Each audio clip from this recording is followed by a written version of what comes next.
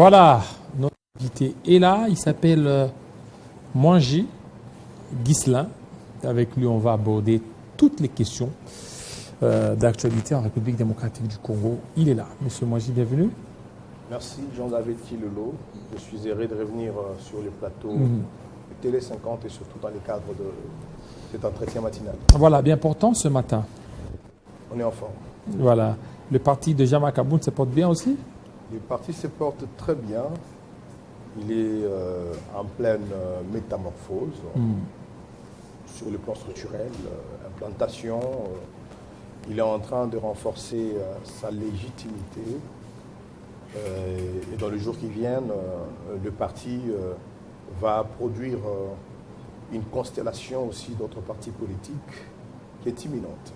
Et je vous préserve de tous les détails parce que c'est dans quelques jours et vous en aurez plus.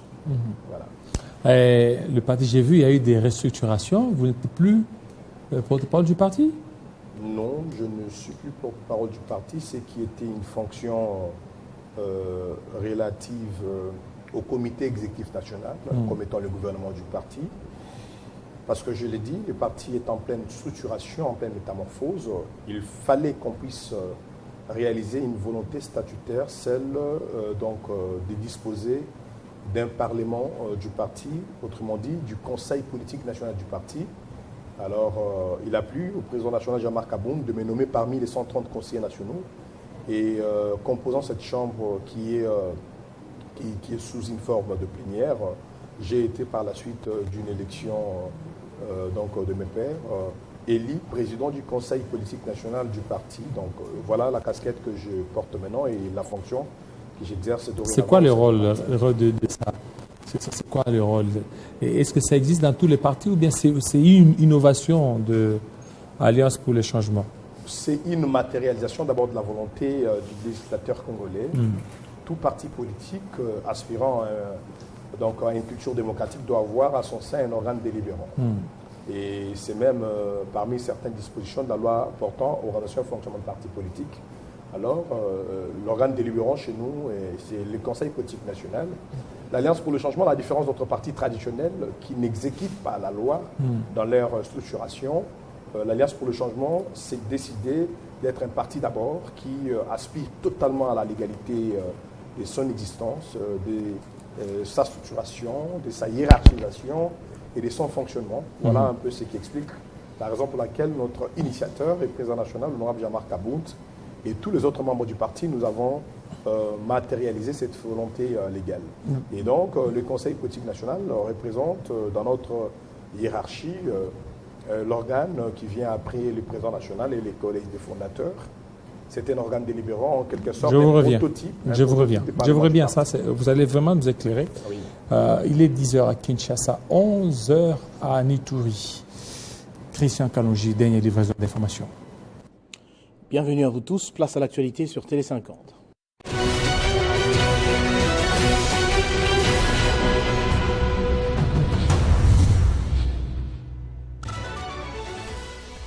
La 12e conférence des gouverneurs démarre ce mardi 10 juin à Kolwezi dans le Lualaba. Cette rencontre sera présidée par le chef de l'État Félix Antoine Tshisekedi qui est arrivé sur place depuis lundi. Ce forum de 4 jours est placé sous le thème « La santé comme facteur de cohésion sociale et de développement durable des provinces ». À la une également, présumé détournement des fonds publics.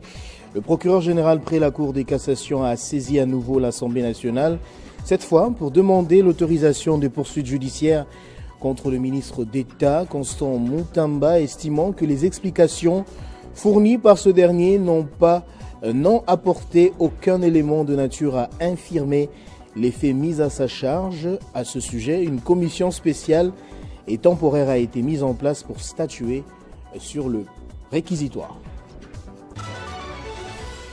Et puis lutte contre la criminalité urbaine dans la capitale congolaise. 3 braqueurs ont été arrêtés en flagrant délit près de la foire internationale de Kinshasa.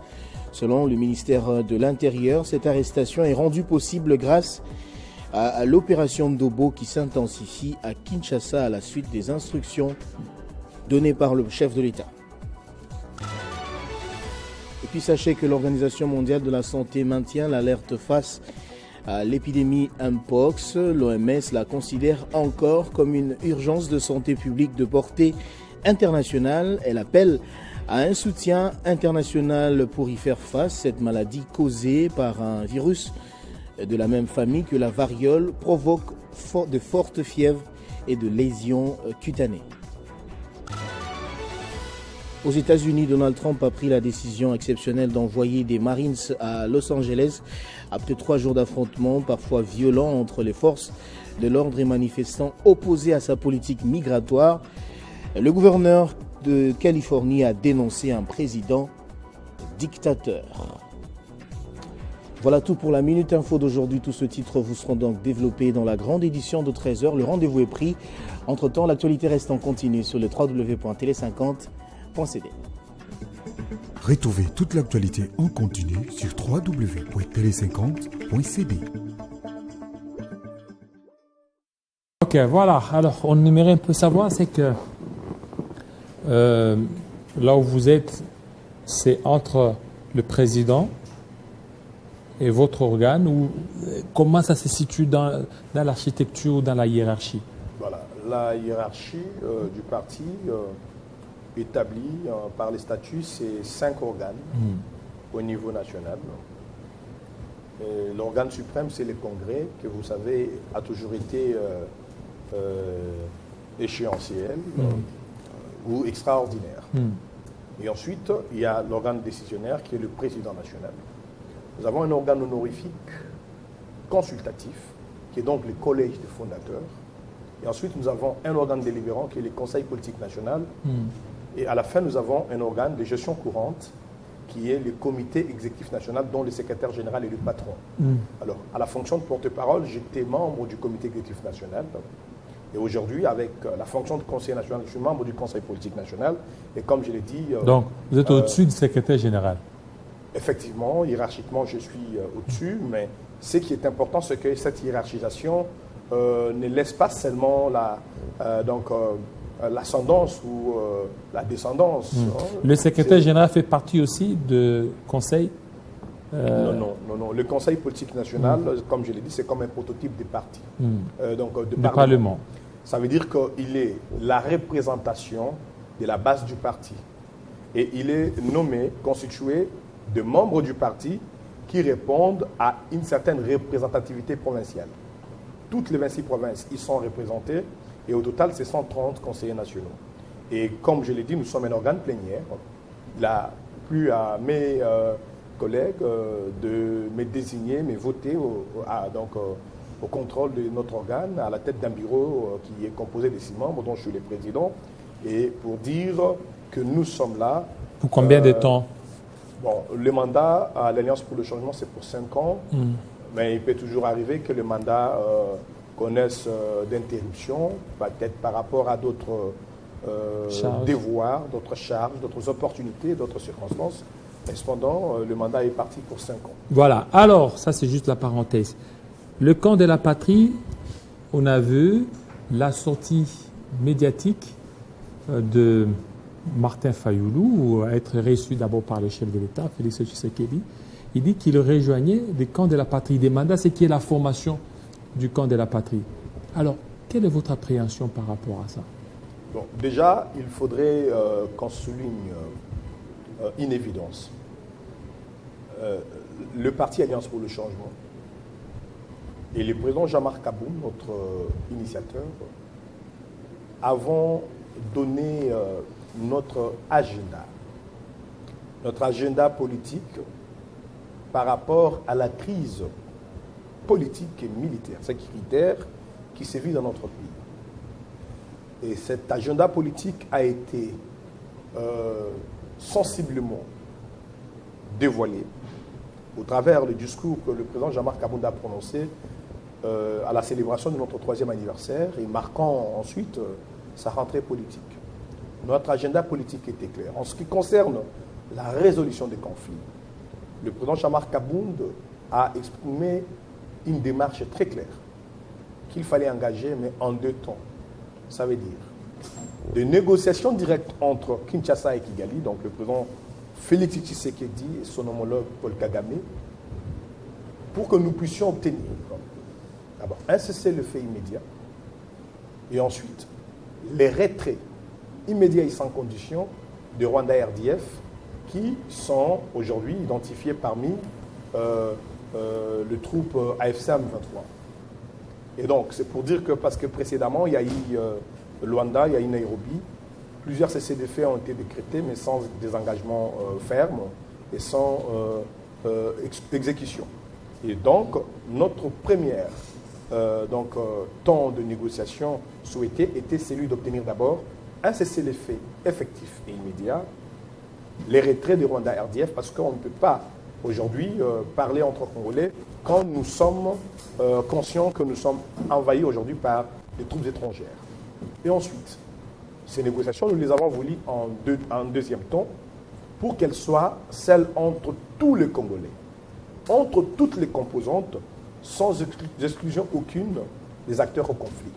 Notamment, ça veut dire le pouvoir de Kinshasa, l'opposition politique civile, l'opposition ou carrément le belligérant, l'opposition armée ou le belligérant, et la société civile. Et quand nous parlons de belligérants, c'est y compris la sous-composante AFC M23 qui était au départ exclue par le gouvernement de Kinshasa, et surtout nous avons fustigé que les narratifs que portaient les chefs de l'État avaient fait obstacle à sa démarche, à la recherche d'une résolution de crise, et qu'il fallait qu'il quitte d'abord ces narratifs-là qui faisaient de tout le AFC M23 supplétifs rwandais ou carrément tous de Rwandais. Donc pour éviter que nous puissions considérer la crise sécuritaire comme étant simplement une crise d'agression, mais il faudrait aussi considérer sa dimension politique, endogène, des raisons qui ont poussé certains Congolais à se retrouver dans la belligérance. Et donc voilà un peu notre schéma par rapport à cela. Alors pour revenir à cette rencontre avec le président Martin Fayulu, c'est parce que le président Kabound l'avait dit clairement qu'il va soutenir et encourager, autant qu'il avait préalablement lancé un appel au chef de l'État, qui est aujourd'hui le garant de l'unité nationale. Il lui avait recommandé d'engager des voies de résolution de conflits et qu'il avait garanti qu'il saluerait toute initiative visant à encourager l'ouverture politique, la désescalade, qu'elle soit politique ou militaire, et encore beaucoup plus la recherche de la paix effective. Voilà un peu, dans cet esprit, pour nous, le fait que le président Martin Fayulu, le président de l'ECD, ait sollicité une audience auprès du chef de l'État, selon ces raisons, et que les chefs de l'État auraient réagi avec promptitude, et qu'il y a eu une rencontre pour l'Alliance pour le changement, il n'y a pas de problème. C'est une ouverture que dans la logique vous du en président félicitez? Jean-Marc Kabound, loin de félicitations, nous nous limitons à saluer une ouverture pour un pas vers la résolution des conflits. Mais là où se trouve le problème, c'est que lorsque le chef de l'État reçoit le président Martin Fayulu, au sortir de l'audience, le président Fayulu a parlé clairement. Il a dit qu'il était venu plutôt vers le chef de l'État pour insister, pour l'exhorter à recevoir la mission Senko SCC au fin d'ouvrir un dialogue global et inclusif. Là, c'était bon. Mais là où la démarche déraille, c'est lorsque le président Martin Fayulu annonce qu'il n'y a pas 36 solutions et qu'il faudrait, en ce temps ici, créer un camp de la patrie. C'est donc là ce qui a poussé le président Jean-Marc Kabound. C'est une initiative louable, non? Écoutez, c'est une initiative dangereuse. Dangereuse? Parce qu'ici, oui, nous ne pouvons pas mégoter sur cette question de la crise qui est multiforme dans notre pays. Nous ne pouvons pas oublier que les Congolais aujourd'hui qui sont dans cette belligérance, certains évoquent des velléités identitaires, certains pensent qu'ils ont été snobés lorsqu'ils s'est retrouvés à Kinshasa, certains disent qu'ils ont été ostracisés en se retrouvant dans l'exil forcé, et que créer un camp aujourd'hui qui devrait s'autoproclamer c'est le camp des nationalistes, camp de la patrie, mais écoutez, c'est encore des patriotes. Écoutez, c'est une géométrie variable. Ensuite, pour dire qu'il y a un camp de nationalistes et des patriotes pour refuser que les autres ne peuvent pas s'en revendiquer. C'est pourquoi nous disons que c'est une option, c'est une stratégie dangereuse et compromettante pour la résolution des conflits que nous avons toujours souhaité de vive voix. C'est pourquoi j'ai dit que c'était le souhait de l'Alliance pour le changement. Plus d'ouverture, plus de désescalade, mais surtout l'appel à un dialogue inclusif. Donc le président Kabound a mis en garde, a tiré une sonnette d'alarme par rapport à cette évocation du camp de la patrie, qui serait donc un camp contre un camp anti-patrie ou un camp contre l'axe du mal, comme le dit souvent le ministre de la Communication, Patrick Mouyaya. Et donc cela va ici envenimer, exacerber la situation de crise que nous avons, alors que la mission Senko-ECC a fait un périple important pour chercher à calmer les ardeurs, alors qu'au niveau de Nairobi, Luanda, il y a eu des blocages, dernièrement, il y a eu des contacts au niveau de Doha entre le gouvernement et les belligérants. Je pense que la posture la plus favorable à la paix aujourd'hui serait celle de la désescalade et surtout serait la prudence à éviter d'engager un camp de Congolais contre d'autres Congolais alors que nous avons besoin d'un dialogue global inclusif et surtout de la cohésion nationale. Oui, ce dialogue-là, ça va se faire entre ceux qui sont du camp de la patrie et les autres qui ne sont pas du camp de la patrie. Écoutez, ce serait ça l'idée. Je crois qu'à ce jour, s'il faudrait voir les choses comme ça, nous nous retrouvons dans un paysage de bipolarisation. Ça sera un camp contre un autre camp. S'il faudrait donc dire qu'il y a un camp aujourd'hui qui va rallier le chef de l'État, faire avec lui un bloc, camp de la patrie, comme autoproclamé, et qu'il doit y avoir un autre camp qui va rallier Goma aujourd'hui avec ce qui s'est fait, AFC M23, le président honoraire Joseph Kabila. Et donc il faudrait que les deux camps se retrouvent pour parler. Je crois que nous mettrons en danger d'abord la pluralité démocratique. Nous mettrons donc ici en danger le pays qui devrait être donc un gâteau qui doit être partagé entre deux blocs. Alors qu'il n'y a pas que des politiques, il n'y a pas que des belligérants. Il n'y a pas que le pouvoir et les belligérants. Il y a le pouvoir. Il y a l'opposition que nous sommes et que nous ne voulons pas que le pouvoir parle à notre place. Il y a pour parler. Il y a la société civile qui a aussi son mot à dire et il y a ses belligérants.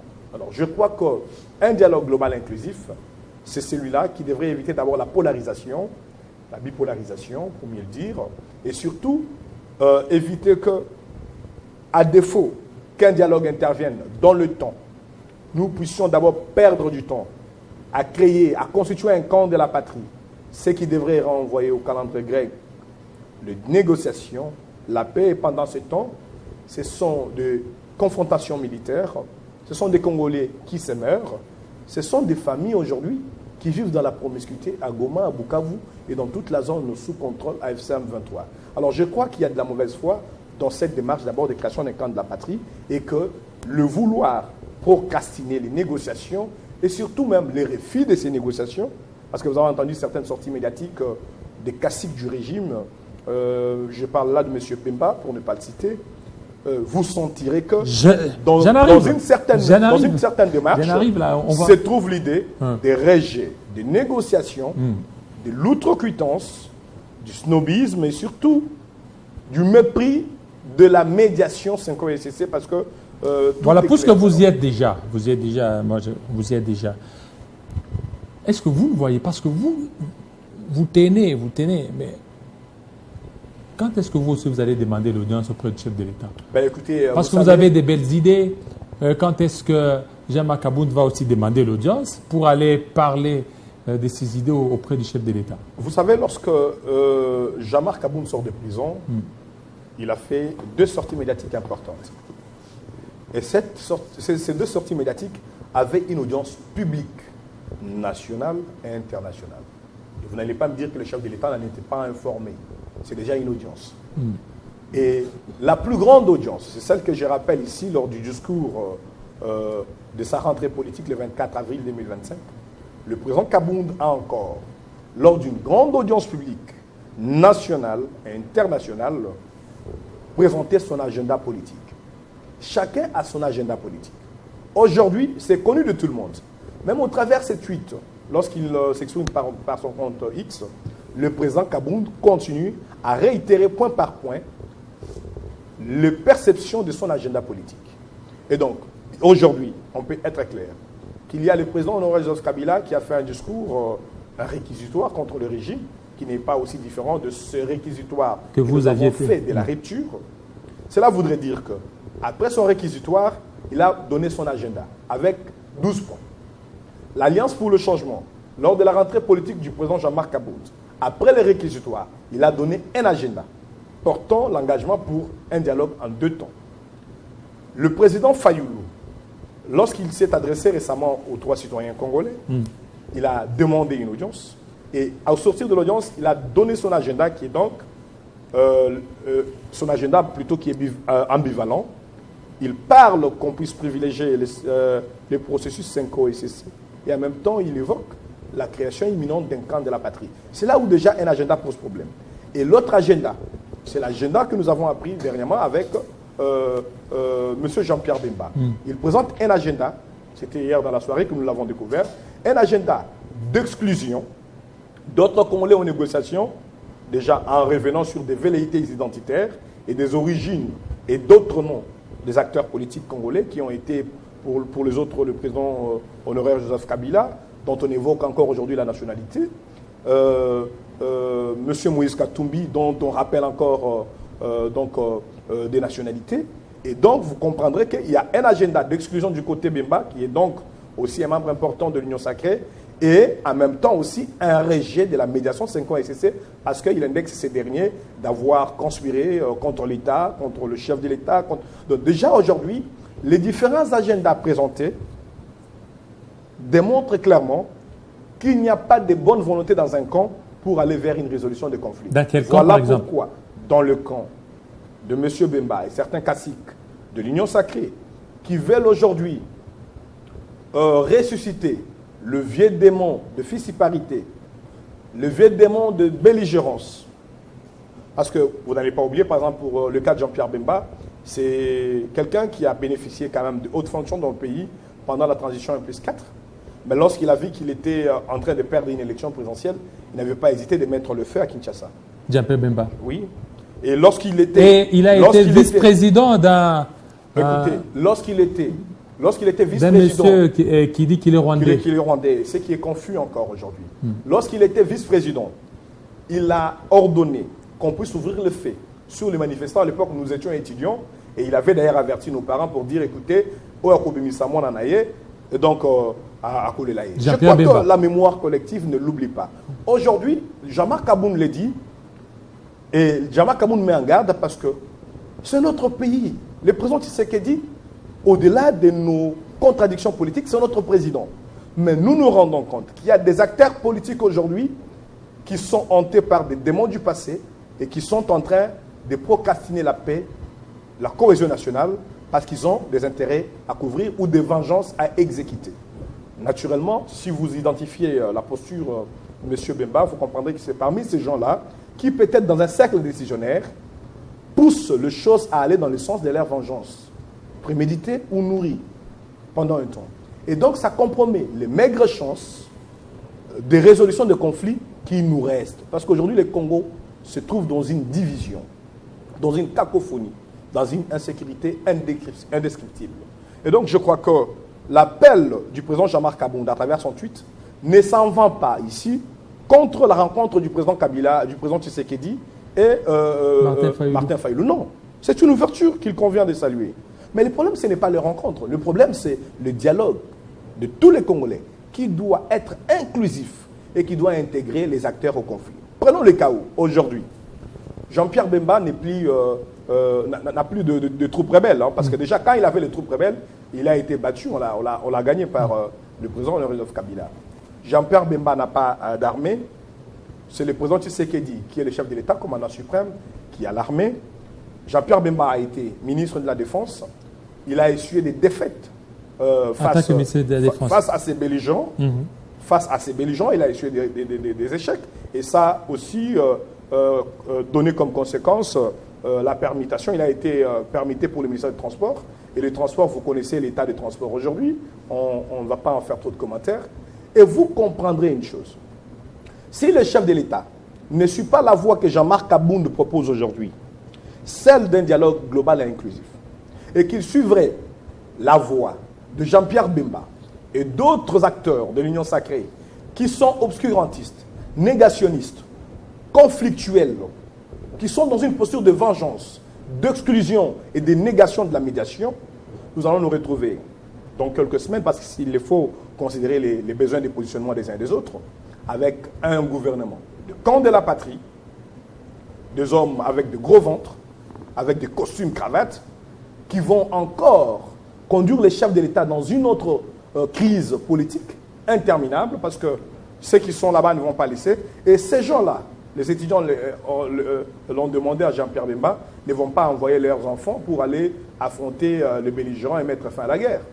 Ce ne sont pas ces gens-là en costume, nous les politiciens en costume, avec nos Français, dans nos pourparlers, après que nous serons nommés, valorisés. Ce ne sont pas ces gens-là qui vont porter la tenue militaire, prendre des armes et aller affronter les rebelles, les neutraliser, mettre fin à la guerre. Je l'ai toujours dit, lorsqu'on est face à un conflit militaire, il n'y a que deux options. Soit on est sûr et certain de sa puissance de feu à mettre fin, à mater la rébellion, à mettre fin, à la neutraliser. Là, on fonce, on y va, on neutralise. Soit on considère les rapports de force, les dégâts collatéraux et les dommages qui peuvent y avoir dans un pays, on décide de négocier. Et donc, le président Tshisekedi, si vous le voyez au départ, il est parti pour des négociations. Ce n'est pas pour rien qu'il envoie des représentants à Doha, qu'il les a envoyés à Nairobi, à Luanda. Ce n'est pas pour rien qu'il accepte de négocier aux États-Unis. C'est pour suivre le schéma qu'a proposé Jean-Marc Aboud, mais avec des intervenants. Mais au niveau interne, là, c'est compliqué. Ben écoutez, au niveau interne, c'est parce qu'il y a des interférences négatives. Il y a des interférences destructrices. Certaines sorties médiatiques, certains discours des acteurs politiques, qui soient de l'Union sacrée, et même ceux de l'opposition, peu avisés, irréfléchis ou mal intentionnés, sont destructrices. Aujourd'hui, vous allez comprendre que certains se sont lancés dans des scoops médiatiques, je les ai vus, pour titrer Jean-Marc Aboud rejette les camps de la patrie, Jean-Marc Aboud contre l'encontre avec Tshisekedi. Ce sont les titres que ces gens-là commandent. Mais ils n'ont pas puisé la matière de la prise de position de Jean-Marc Aboud, l'interpellation, la mise en garde d'une stratégie dangereuse, l'absolue nécessité d'un dialogue global, inclusif, qui devrait donc permettre à ce que nous puissions faire taire les armes. Parce que ça a été donc fait dans ce pays. Vous vous rappellerez à Sun City, Joseph Kabila était en confrontation avec Jean-Pierre Bemba qui était soutenu par l'Ouganda. Il y avait les RCD qui avaient aussi à l'époque comme soutien le Rwanda. Il y avait d'autres forces rebelles. Mais lorsqu'ils se sont allés à Sun City, lorsqu'il y a eu des dialogues, on a mis fin à la guerre par de pourparlers et non par les armes. Je ne vois pas aujourd'hui M. Bemba qui a échoué au ministère de la Défense donner une formule pour vaincre une guerre face à des compatriotes, même oui soutenus par le Rwanda RDF, mais qui ont des revendications pourtant que nous pouvons résoudre par la voie des négociations. Peu importe leurs prétentions exagérées, parce que nous entendrons que dans certaines postures, les belligérants ont des prétentions exagérées. Ils demanderaient de sortir du cadre constitutionnel, ils demanderaient une transition de plus de 8 ans, ils demanderaient gérer certaines zones du pays, mais tout ça, ce sont des questions qui peuvent être négociées et traitées, recadrées s'il le faut, si nous avons besoin de la paix. Et je crois que la voie donc du dialogue prônée par Jean-Marc Aboud en 2 temps est une voie résolutive et une voie salvatrice, plutôt que la voie de l'exclusion qu'aujourd'hui portent Bemba et certains acteurs, et surtout, malheureusement, cette voie de la création du camp de la patrie qu'a fait entendre aujourd'hui Martin Fayoulou. Martin Fayoulou veut que les évêques soient associés, mais de l'autre côté, toujours au niveau du camp de la patrie, Bemba, qui pour lui voit les évêques comme étant des déstabilisateurs et qu'ils étaient en train de conspirer contre le chef de l'État pour l'assassiner. Considérons l'opinion de Jean-Pierre Bemba hier dans la soirée comme un avis déterminatif. Ça veut dire que, bien que le président Fayoulou demande qu'on puisse considérer les processus 5 et SCC, que les chefs de l'État les reçoivent, qu'on puisse capitaliser les différents processus, il y a un avis déterminatif au sein de l'Union sacrée qu'a porté Jean-Pierre Bemba, mais qui n'est pas seul. Donc, les évêques peuvent tuer les chefs de l'État. Écoutez, S'il a avancé de telles allégations, je crois qu'il faudrait, qu'on le prenne aussitôt comme un renseignant, parce qu'il les dit, parce qu'il dévoile, parce que si c'est évident, ce sont des secrets défense, il les dévoile. Et je me pose beaucoup de questions. Un homme d'État, de son acabit, son expérience, est-ce qu'il pouvait déposer de telles énormités sur une grande chaîne de la place avec un grand journaliste de renom? Je crois qu'aujourd'hui, il est urgent que les services de sécurité et même la justice puissent à tout prix prendre M. Bemba comme un renseignant et surtout que le chef de l'État puisse réaliser qu'il y a des acteurs, alors que lui a quand même démontré une ouverture en recevant Martin Fayulu et que Martin Fayulu a garanti qu'il a eu une promesse positive en ce qui concerne l'audience à accorder à la Senko et CC, mais que ces derniers viennent pour dire que la Senko voulait attenter à la vie du chef de l'État, déstabiliser le pays. Là, c'est discrédité déjà. Donc, et ce qui montre que la Senko ne serait pas reçue par le chef de l'État? Non, mais écoutez, je vous ai dit que c'est un avis déterminatif. Alors, je demande ici, nous demandons au chef de l'État de suivre la voie prônée par Jean-Marc Aboud. Cet avis déterminatif de Jean-Pierre Bemba, il peut la garder pour lui, parce que le Congo ne dépend pas de ses sentiments de vengeance vis-à-vis du président honoraire Joseph Kabila, tout comme de son besoin de continuer à être un homme au pouvoir. Il a fait son temps. Aujourd'hui, le pays a besoin de nouveaux hommes. Aujourd'hui, le pays a besoin de nouvelles visions, de changements, de paix, d'unité, de construction. Mais je pense que c'est au chef de l'État qu'il revient de considérer ce que M. Bemba a dit et d'autres caciques contre le processus de paix et ce que Jean-Marc Aboud de l'Alliance pour le changement et d'autres opposants avisés nous disons et que nous demandons, nous souhaitons vraiment en tant que de vrais patriotes. Merci beaucoup. Ça, c'est bien dit, M. Mwangi, pour vos analyses si percutantes. Alors, on va terminer par juste 10 minutes de culture avec vos bambous. 10 minutes, et puis on va terminer par là. Merci beaucoup, M. Mwangi. Merci à vous, merci à Télé 50. Nous sommes là et nous continuons à croire que demain sera meilleur pour le peuple congolais si on entend la voix de l'Alliance pour le changement. Voilà, merci beaucoup. Le message est passé.